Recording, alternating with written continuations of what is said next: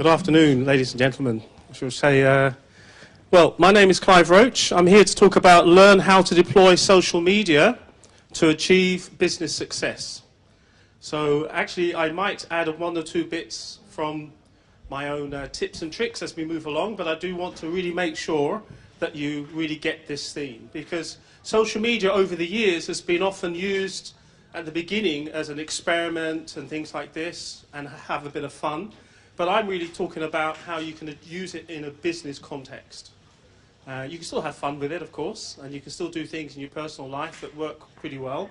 But I have a lot of experience of trying to actually make it work in terms of a business context. As Thomas said, I'm currently the head of social media at Philips Lighting.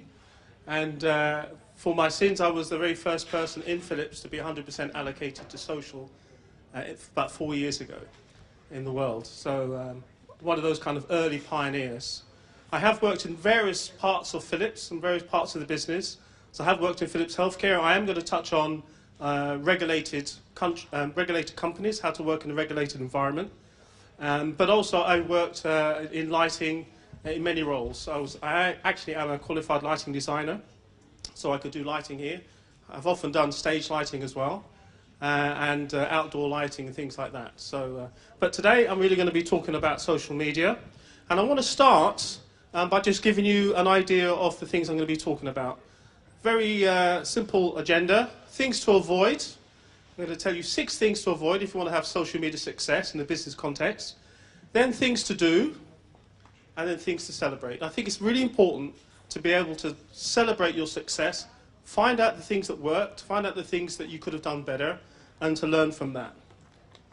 Okay, so let's start with things to avoid. So here's 6 things that you should try and avoid when you're starting a social media strategy. And maybe I can also hear from you. It's an open forum, so maybe if you want to ask me questions while the talk's on, I'm more than happy to do that. Okay, so here are 6 things. First one, don't start using social media in your company without having a social media policy. And I think this is a very, very important part, and this is why this is number 1, because it's very important to start at this point. So the social media policy should have the do's and don'ts as far as the company is concerned in terms of what you stand for as a company, your ethics, what to do should you see something that's gone wrong or something that's been said badly about the company. Should you approach the press or should you hand that to somebody in communications? All of those type of topics will be covered in your social media policy. One other thing I really do strongly advise is that you make sure that this policy is able to be given to your agencies. Because a lot of companies use agencies for social media moderation. So they should be just as familiar with this policy as anybody that's working for your company.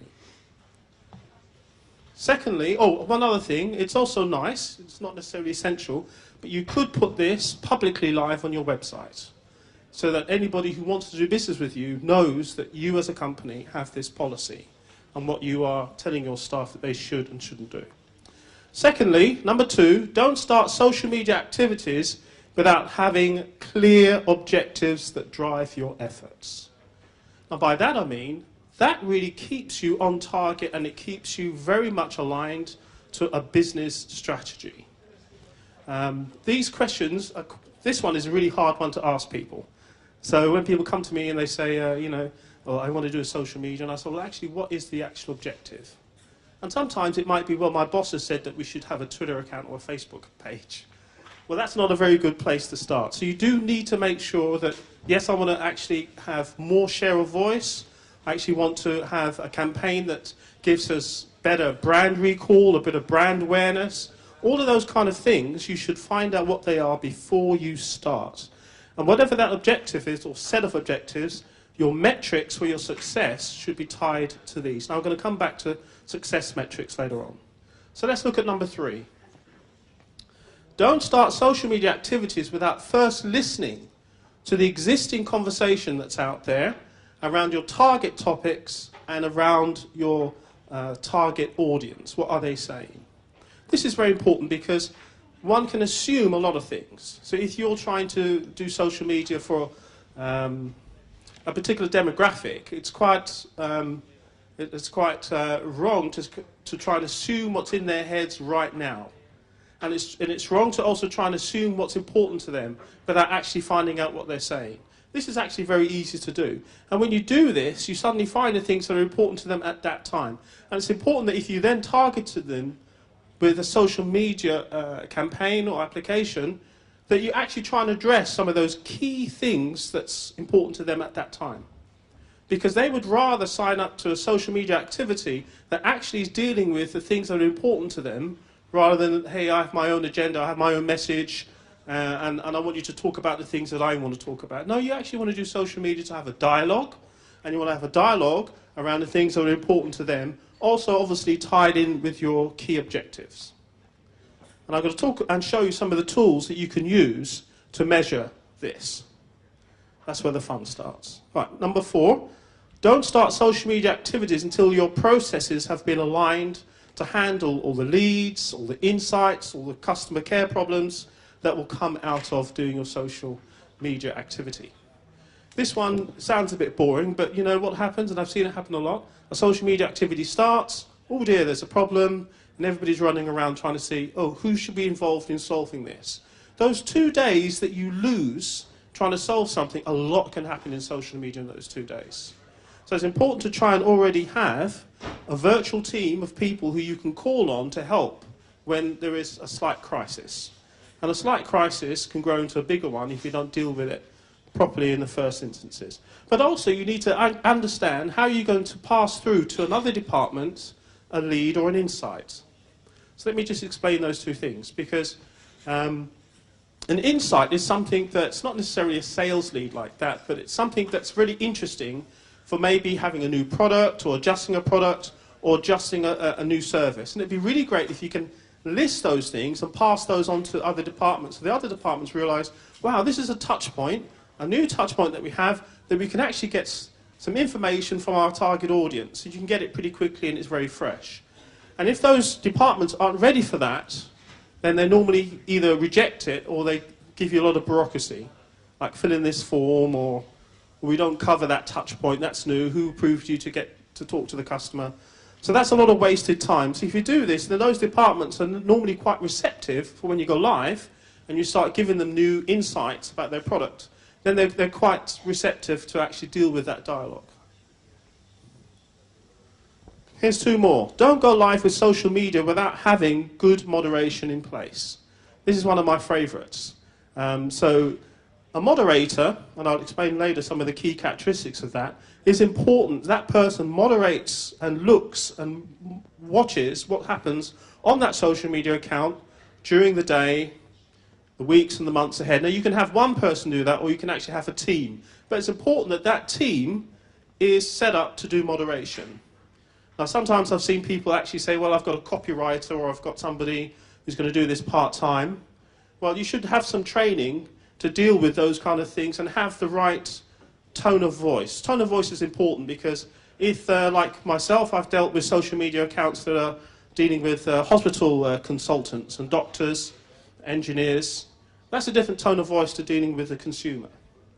And so you do need to make sure that your moderators are well informed about the key objectives of your social media activity, the tone of voice, and how they're going to work together.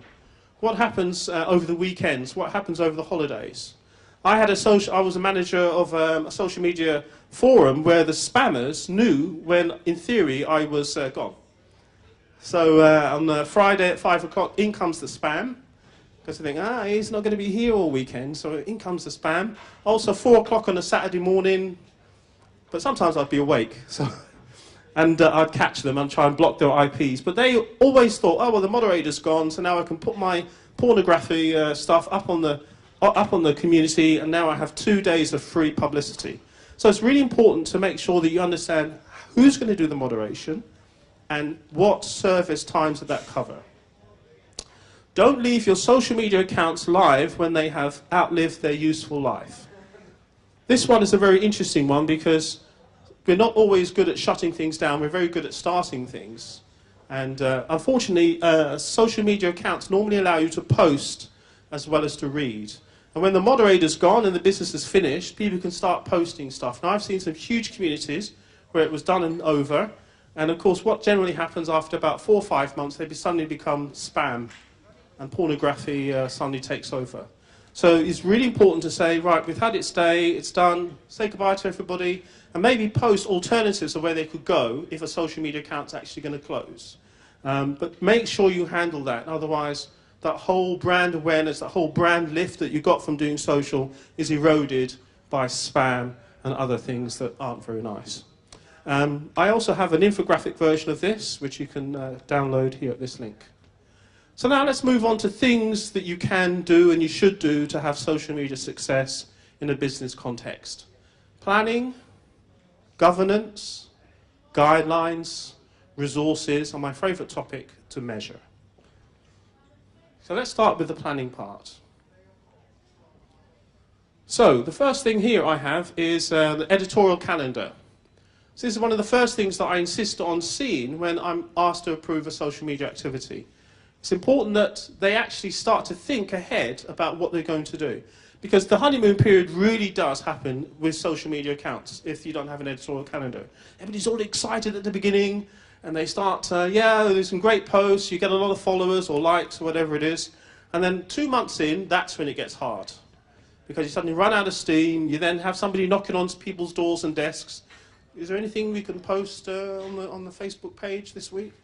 And that's when you then start to go and the posts start to be less aligned to the original objective and they suddenly become, hey, what I did last night or whatever. So it's important to have this editorial calendar and also further to have a team of people who supply content to that calendar and also who may also approve what goes on there.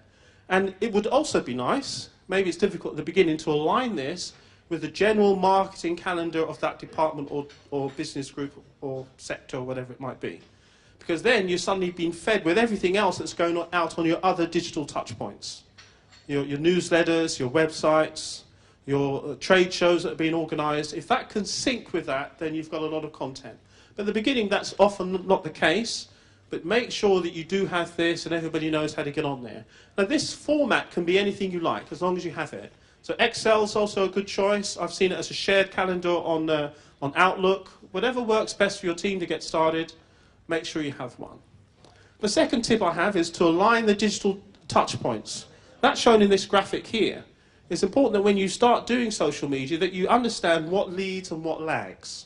So in this example, I've put a blog as leading. Let's say you're doing thought leadership. Here, the blog will be leading, and then the Twitter, your website, your newsletters will feed off of that first post that goes out on your blog. So the blog goes out first, all the subscribers get the news fresh, and then your Twitter account says, hey, we've got a new blog post, your website highlights a new blog post, and your newsletter runs a little summary with a link. If it's something else like Twitter and it's a customer service Twitter account, that might be lagging. So you don't have news going out there and they're just talking to people who are having customer service issues. But you should understand where it all fits, above the line and below the line. And you should also think about then having your calling cards, maybe packaging with this new URL on there, and your event point of sale as well, things like this. My next point is to scope your inbound marketing. Because if you do social media, you really do inbound marketing. You're really now getting people visiting your sites from your social media properties, your Facebook, your Twitter. So it's important to kind of prepare the landing points on your website where these people are going to come. Now, often I see people directing people to normal pages on your website. And then the person who's come from Twitter that had a fantastic line, find out about our next event or something. And they come to a page where they have to search the navigation to find the thing that they actually saw on the Twitter account. So it's important that you prepare your website, your destinations, for where you're sending people with your new inbound marketing tactics. And then something you wouldn't probably do at the beginning, but you would start to do after a while, is to then talk to influencers. So influencers are people who don't work for you, but who are very, very knowledgeable on the subject that's your key subject for your social media account. Now these people will actually be retweeting your messages, your tweets, posting on your Facebook pages, and commenting on your blogs. It's important to identify who those people are, and I'll show you some tools that you can do that, and start to develop a dialogue, a relationship with these people. because then these people will make your messages go much further. So this is something that you should latch on to. And in fact, if you ask any good moderator, they'll tell you, yeah, we have John or we have Jan, and he's always talking to us. And eventually these people start answering questions that your customers have on your social accounts. And if you look at the best example I've ever seen of this is from Cisco Routers. They actually have an ambassador program for their influencers, and the top ambassadors actually get to run the Cisco Routers website, Facebook page. They are actually the people who have administrator rights and do everything on the page, not Cisco Routers. So that's when you really give the trust to your influencers. And then one of the big points about planning is to already think about what are your secondary metrics and what are your primary metrics. So your secondary metrics are often the ones people class as their primary ones. So let's say how many likes, how many fans, how many subscribers to a blog, how many people are pinners in Pinterest, all these kind of things. That's not your primary metric, though we often at the beginning say, yeah, we've got 5,000 followers. That's not your primary metric, especially when you can actually buy fake ones. That's something that one should never do. So that isn't the primary metric. Your primary metric is actually a metric that links to that business objective that I mentioned before. So if it was to get awareness or if it was to get sales, you've got to try and make a metric that's aligned to that. And often they don't just come out of a business tool. They don't just fall out of a spreadsheet. You might have to take two figures from somewhere else and divide them, but that's the one that directly links to your business success objective. And that's the one you should measure, maybe quarterly. You should always have a handle every day or every week on your basic traffic metrics. How many page views did we have this week?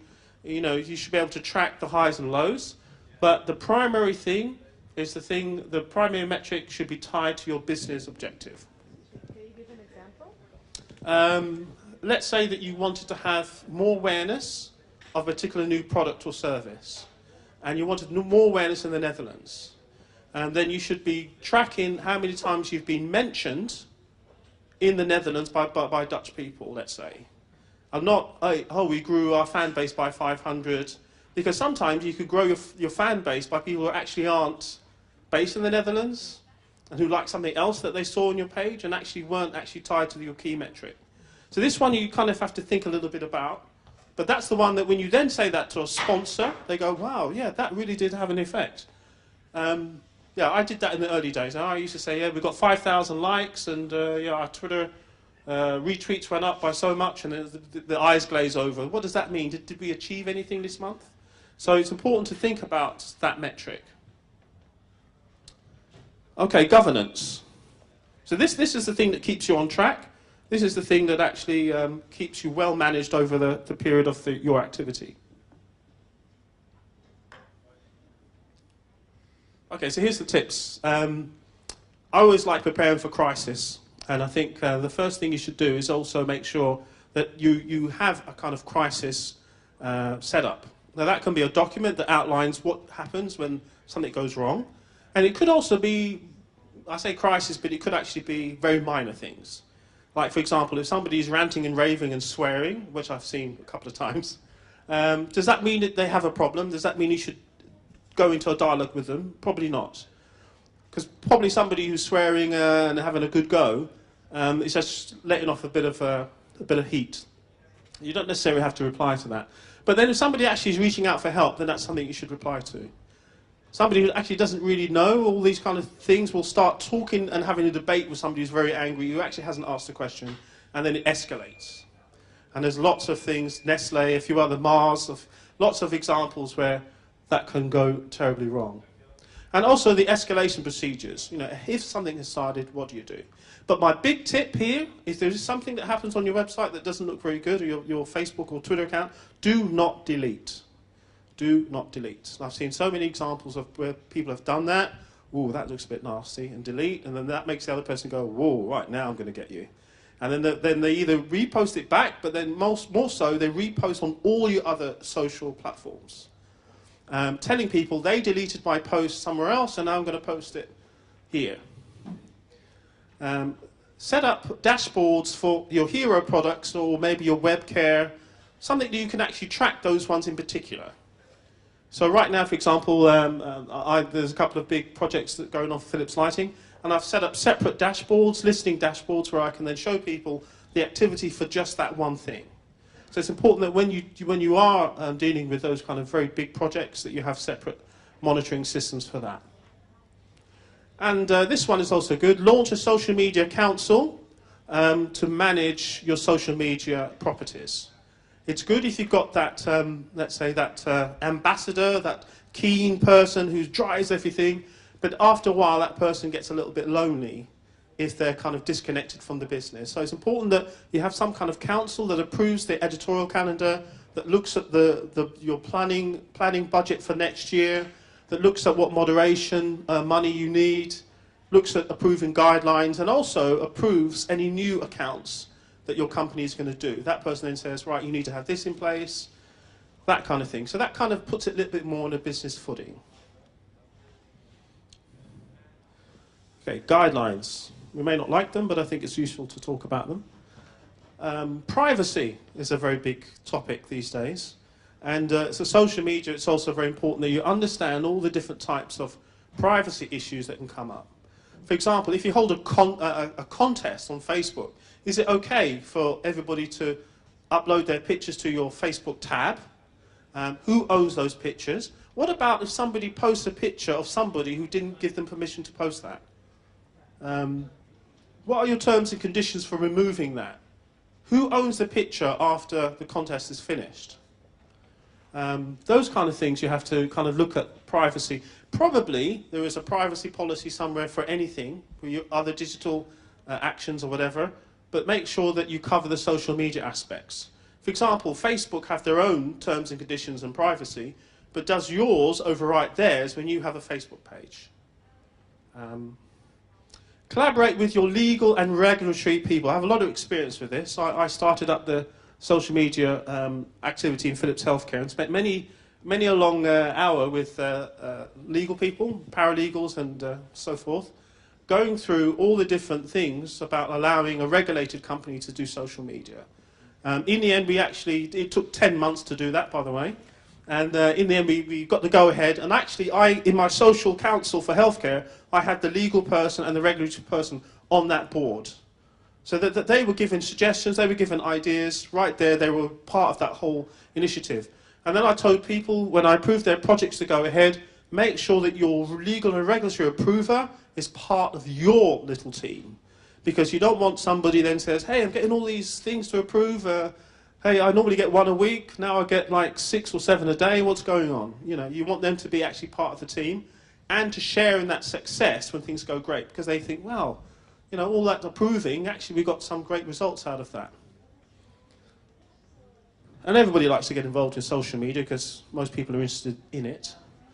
And make sure that you upload your community guidelines. If you've got a community, that could be on Facebook, it could be LinkedIn, it could be any other forum. Make sure that you upload some basic community rules. So, for example, no swearing, no taking the mickey out of other members and things like this. And that you kind of give people your basic understanding of what's acceptable and what you're going to do when something is unacceptable. What are you going to do? So I've had situations, I've moderated forums where, you know, you get this nut that comes out, I mean a real nut. And so like, okay, you've got 1 strike. Okay? So if you post that again, you're going to be out. And there are some forums that allow you to put people in quarantine. So, you know, they post one thing, you have to look at it before it goes public. And then you have the opportunity to kind of moderate that and deal with that person. Sorry. Yes. I have a question about the collaboration with legal and Regulatory. compliance. Yes. Regulatory. You say they're enthusiastic to work on this topic. I have a different experience. They think it's super scary. They think it's like this box that you open with all these ghosts and Yes. coming out. They're like, no, we don't do it. We don't want it. It's not for us. It's not happening. We're Yes. closing. You have like some advice. Well, that's where the 10 months came in. So. Okay. Yeah. So I did one thing that really did help. I did a webinar that actually was about 2.5 hours long, and we had a lot of regulatory people lined up all around the world, you know, from Latin America, North America, and I went through the whole thing. What is social media? What are the advantages of it? And the main thing I try to get across to them is whether you guys agree it or not, it's happening, it's going to happen. People are going to talk about Philips Healthcare whether we're in this or not. They understand that if they turn the tap off, that doesn't mean say that the water's not going to run. And letting them understand the benefit of it, letting them understand what we're going to do with the information, how we're going to make our business better. After a while, they got to say, okay, so it's going to happen anyway, so how can we be a part of this so that we actually make it better for the company? How can we get the benefit from that? That did take 10 months and a couple of training sessions. And letting them understand we actually have a crisis plan, we actually have escalation plans. And there's one other thing that I wasn't going to mention, but since a risk audit. So I did a risk audit, that took 6 hours, really boring, but really important, because you list all the things that people say, well, that's going to be a problem. Then you list some mitigation actions. Oh, there's another problem. You list mitigation actions. And then you decide which ones you can actually go live with and which ones are going to be worked on. Who identified the problem? We had a big group, so we had people like IT, marketing, Marcom, legal, regulatory, communications. Yeah. So we had a whole bunch of people who were kind of either directly involved or kind of will be contacted. And it was really good to have the people who were kind of skeptical as well as for it, because the skeptical ones come up with all the ideas, and at least they can see you're going to deal with that, then that helps them to come along and get on board. So my approach with this is just, because there is a lot of ghosts, as you say, a lot of things, just deal with them. Don't hide anything. Say, this is going to be a problem, we need to find a solution for it, particularly in a regulated industry. And I found that when I've done talks around the world at healthcare events, I found a lot of companies, big healthcare companies, that were kind of, well, our legal people are still, you can't do it. Yeah? Okay, resources. This is the engine room that powers your social media activities. Very basic. Number one, use people who like people. That's an odd thing to say. But there are people who just don't like talking to people. There are people who don't like servicing people. Do not have them as your community managers. Because you want people who give you this, that little bit of energy. I really want to help you understand and solve your problem and make sure you're happy at the end of the day. And it's those kind of people that go the extra mile. On one of our Dutch Twitter accounts, somebody had a big problem, and then the moderator solved it, and then arranged the flowers to go to that person. And that person then communicated to all their network, hey, Philips really solved the problem and really gave me a nice bunch of flowers. That's the energy that helps you, helps your reputation, helps your branding really, really go well. But you need people who like working with people. As I mentioned before, make sure you follow your leads and your insights, you list them. So my current community manager and the ones I've always had under my wing, they list that. Every week on a Thursday I get this. And it shows all the different aspects that they've passed back into the business. Somebody made a comment on this, or that campaign didn't fly very well, somebody didn't like this, or had some great comments here about what we could do with this product. Pass those on, because then the marketing people eventually, or whoever gets those, thinks, hey, could we be proactive? You give me some really good ideas there. Could you do a campaign for me or involve me in your next campaign? So that's where that really pays off. The virtual teams I've mentioned, so make sure you have a team of people that include your regulatory people and anybody kind of linked to that, and that you have a kind of a communication process. So maybe every month or every 2 months, everybody that's a virtual team member gets to understand the highlights of what's happened on your social activities. Also, find and make sure you keep happy your subject matter experts. These are the people who are going to answer your technical questions. So these people will need a little bit of training. I actually suggest 2 things.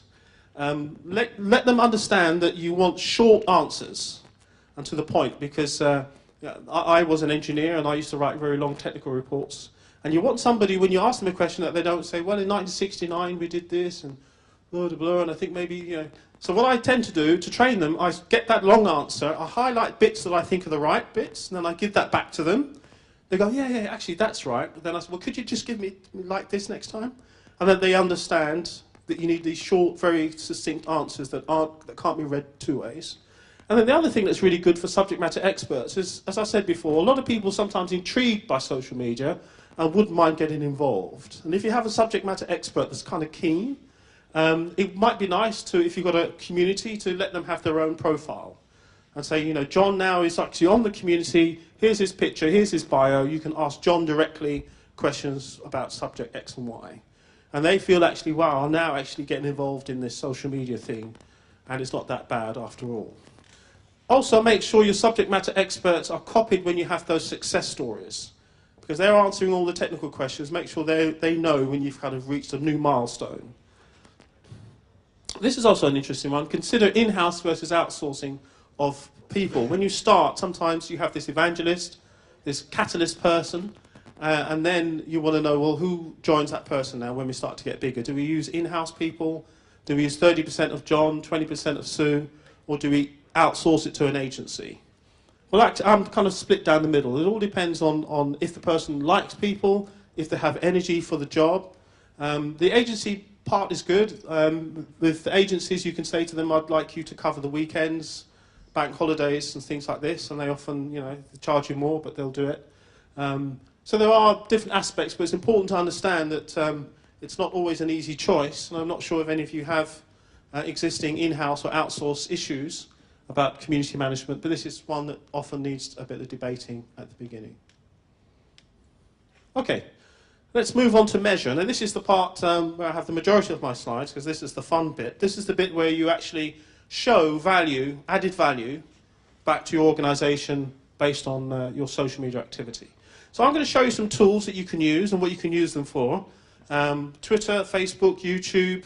I'm going to cover quite a lot of tools. And then please, you know, if there's a question you have, just shout out. So this one is one of my favourite ones. This is a tool called Socialbakers. They all have funny names. This is not the worst one. And this one can deal with Twitter, Facebook, and I've also added YouTube. Now, one of the key things that I think is a good metric is engagement. In LinkedIn, Facebook, Twitter, they all allow you to measure engagement. Engagement is key because it doesn't matter how many followers you have. If this is good, it's quite healthy. If you only have 10 people but they're all engaged, it's better than having 10,000 where only 100's engaged. What's engagement? Engagement is when somebody either clicks or comments or shares a post, basically. So here, this allows you to track for Twitter as an overall thing your engagement level. So you can see the average Twitter engagement rate, and you can compare it to, in fact, this tool allows you to compare it to other sites that you have. And there are some things that allow you to compare yourself to the top 10 Twitter accounts in the world, for example, you could see. And I had a situation where we had fantastic engagement. Actually, it's on the Philips Healthcare Twitter handle.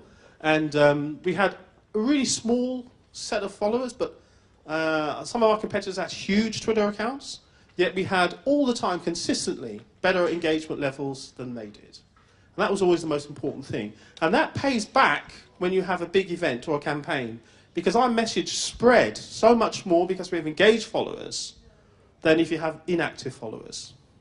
So we reached, I would say, 10 to 15 times the number of followers that we actually had on our Twitter account, based on that. Okay, so here's another Twitter tool. This is called Twitterlizer. This is another funny name.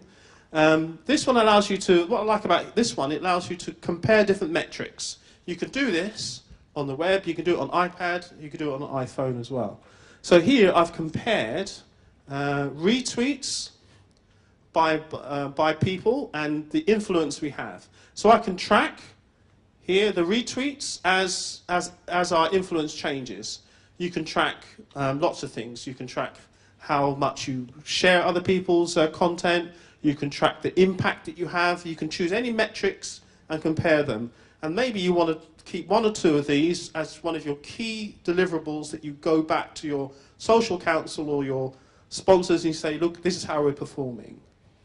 So this is a really nice, easy tool. You can download the data as a CSV file and make whatever diagrams you like. Google Plus is one of my favourites, my second favourite social network. I'm in this one all day, even on the train coming here. And they have a measurement system which is slightly different to the others. Theirs is called ripples.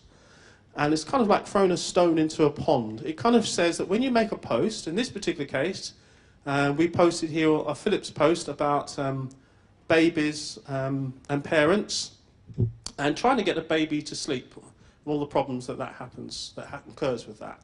This is a topic, if you've had babies, you understand. If you live next to somebody who has a new baby, you'll also understand that too. So as you can see, it's quite a popular topic.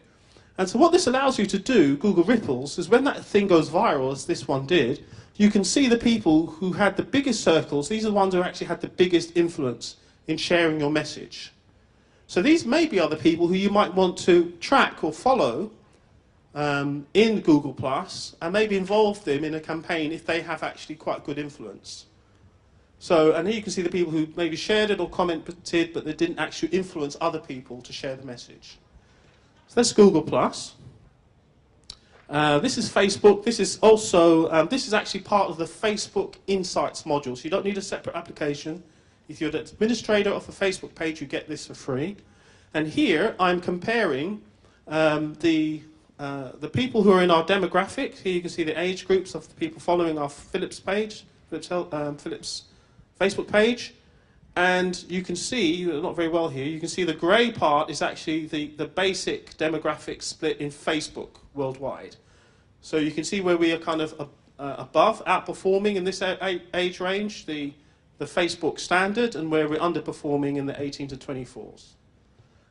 The other really good thing about this is that when you set out in Facebook to attract people who are 45 to 54, and you find out that you're attracting teenagers, this is when you suddenly think, ooh, well, we got that wrong. But obviously your message has really resonated with another demographic, and you should start to consider changing your posts for that demographic. And I found that if you really look at the demographics of the people who actually did catch your message, maybe it's different from your target one, you can actually make messages really resonate when you really do something targeted for that audience. Here's another Facebook page from the Insights that I think is very useful. This one lists the different posts and the targeting that you had. Maybe it was here public, or you can target people in one language, so like Romanian people in Romania, or English people in Romania. You could target a post like that. But you can also see the reach of all the posts and the engagement on all the posts. And this is split, of course, in likes, shares, and post clicks. So you can see the ones that actually had the greatest engagement compared to others. So this is really important. And normally pictures, photos, have the better engagement, then followed by videos, and then followed by just a status update. That's generally the case. But it's always interesting. I found that the very quick thing you post with a photo, very nice tone of language, gets shared really a lot. And for Facebook, also think about posting on the weekends. That's another tip there. YouTube, I'll just throw this in just to say that the Socialbakers also covers YouTube. Social listening, this is the last tool I'm going to talk about. This one covers a whole myriad of things. So social listening is when you actually get the result of everything you do, whether it be blogs, Twitter. It just kind of listens to the social universe and tells you if you're increasing your reach or not, based on your own or your earned and your paid social media activity. So it just gives you everything. So what I did for fun, I thought, well, let me do a social listening exercise on ABN AMRO. So this one is based on keywords. So I'm trying to understand, does ABN AMRO have a very good discussion level about social media? So I put in words like blog, Facebook, Twitter, Google+, Hives, social media, and YouTube. And then try to see then how much discussion happens around those topics and ABN AMRO. So here you can see, and here you can see the kind of words that are used in conjunction with ABN AMRO. And this one shows the split of the different media. So Twitter, the main one is mainstream news, and then there's quite a lot of discussion on blogs and in Facebook, equally so I think on these three. This is also based on the last 30 days up till yesterday. So you actually have quite a large chunk in mainstream news. When you see that, it's a very traditional way of conversation and relating to the public. But you do actually have quite good equal representation in these three areas as well. Then I looked at the frequency of those mentions. So in terms of social media, it's bobbing along at around 30. Then it suddenly reached a peak here. 30th of September, does anybody know why that would happen? Why was A&M AMRO suddenly be talked about here on that date compared to everything else? Okay, well, what it was McEwen takes helm at RBS. I don't know McEwen, but I assume you do. Do you know about this set of news? I assume. Well, this set the world alight. So here are lots. I have just taken a few of those news. These are all the traditional news, but also in social media and Twitter. So you can see the things that spark the conversation. But if you wanted to, if you was a community manager and you wanted to go, okay, this is interesting, let me prolong this a little bit, then maybe I would create a social profile of this person, what that person's doing. If there's a lot of interest on that person, you can choose to prolong it or not. You can also see, was there a lot of negative discussion about it? Was it positive? Things like that. I also then looked at the language split, mainly English and Dutch, a little bit of French, German, Spanish, Portuguese. Of course, I used English keywords, but they're actually pretty much the same as in most languages. I then also looked at the country split. Obviously, the Netherlands is the majority here, at 36% of all the mentions in the last 30 days, but the United States came very, very close. Also, I looked at the sentiment, so you can get an idea if it's positive or negative. So obviously, in the middle of a disaster, you're likely to see a lot of negative posts. But let me give you an example of what was positive. This was positive. Maybe the lady's not here, this particular one, but this is one of the positive posts. She also posted a picture in Twitter. This was actually one of the positive ones around A&M AMRO. So they can be your own people, there could be people talking about you. It's often interesting to see. And then what the other thing I decided to do is let me compare Rabobank, SNS Bank, and ABN AMRO on the same basis. So the same keywords, and this is where you can actually start to see how you compare to other people. Here, Rabobank is the most talked about. Here they had a peak here. And here's that brown line that was A&M AMRO from before, with your peak here. So that peak about the news of Mr. McEwen here, that enabled you to be the most talked about of these three that I picked. I picked these other two at random. But SNS Bank, you see, doesn't have much social chatter. Either they don't generate it, or people just don't think it's fun to talk about them in Twitter. Yes? How do you do that? How do you get this figure? It's very... Yes, well what I used the social listening tool. So I put in these keywords, and then I say, only show me results where A&M AMRO appears, and then show me results where only Rabobank appears, and then only show me the results when SNS Bank appears. And that listening tool, can you buy it? Or is it Yes, the one I've used here is Radian 6, which I think is actually probably one of the top ones on the marketplace. But you can actually get some of these actually for free. Some of the basic ones will do maybe one platform. The one I would always promote is a social listening tool called Mention. If you just go into Google and look for Mention social listening tool, so I think it's mention.net as a URL, I really like that one. So I use that on my iPad, I use it on my iPhone, I use it on my web, and you can actually put very complex keywords groups in there. You can say, let's say, find everything with sport, football, and Ajax, but not PSV, for example. And then you'll give you the results. And you can set up alerts. So I've got one, so it sends me an alert on my iPhone, my iPad, when a suitable result comes up, and you can engage the people. So this is the other side of this. You can monitor the discussion, and then you can say, okay, somebody's talked here on Twitter, I'll now contact that person and see if I can help them further. And Mention allows you to do that too. Thank you. How do you spell mention? Mention as in, I want to mention something to you. Yes. Mention, yeah, just search for Mention social listening tool, it normally would be the first one. And as I say, if you want more alerts, then you just pay something like €6 or something per month. So it's really quite cost effective, really good. I highly recommend that one. So this is the kind of thing you do. Now, of course, you can track anything. So actually, when I was in healthcare, I tracked our financials.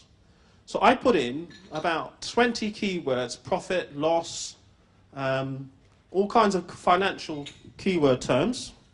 And then I could see what generated interest around those financials. So, for example, our CEO, Deborah DeZanzo, she spoke at the World Economic Forum.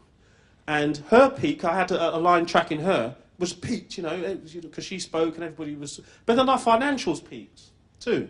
So this means that when people, like CEOs, talk at big events like that, maybe investors start to think, hey, maybe I would like to maybe see if I could invest in this company. What's their profit and loss accounts like?